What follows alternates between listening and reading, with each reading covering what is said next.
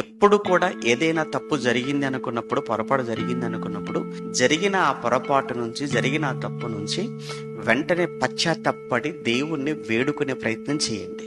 అంతే తప్ప ఆ తప్పును కప్పిపుచ్చుకొని మరొక తప్పు, ఆ రెండింటిని కవర్ చేసుకుని మరొక తప్పు, ఇలా తప్పు మీద తప్పు చేసుకుంటూ వెళ్ళిపోతే జీవితం అంతా మనకు తెలియకుండానే ఒక పెద్ద పాపపు ఊబిలోనికి మనం వెళ్ళిపోతాం. పాపము ఎలాంటిది అనంటే, పాపము ఒక ఊబి లాంటిది. మీరు ఒక కాలు ఊబిలో కూరుకొని పోయిందనుకోండి, దాన్ని తీయడానికి ఇంకో కాలు మీరు సపోర్ట్గా కింద పెట్టారనుకోండి, ఇది లోపలికి వెళ్ళిపోతుంది. ఇప్పుడు దీన్ని తీయడానికి మరో కాలు అందులోకి జారిపోతుంది.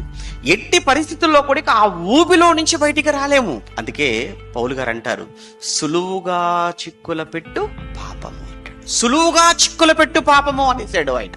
మనం అనుకుంటాం తర్వాత కదా దేవుడు శిక్ష వేస్తాడు, తర్వాత అనుకుంటున్నాం. నో, మోసపోకండి. దేవుడు వెక్కిరింపబడడు. ఓ మనుషుడా, నువ్వు ఏదైతే విత్తుతావో అదే పంట కోస్తావు అన్నాడు గలతీ పత్రికలో. తప్పనిసరిగా దేవుడు కొన్ని సందర్భాలలో అవసరమైతే తర్వాత కాదు, ఇక్కడ కూడా శిక్ష విధించే అవకాశం ఉంది. చాలా మంది అనుభవిస్తున్నారు. ఎక్కడికి పోదు, నీ పాపము నిన్ను తరుముతుంది, తరిమి ఒక రోజు నీకది చుట్టుకుంటుంది నిన్ను.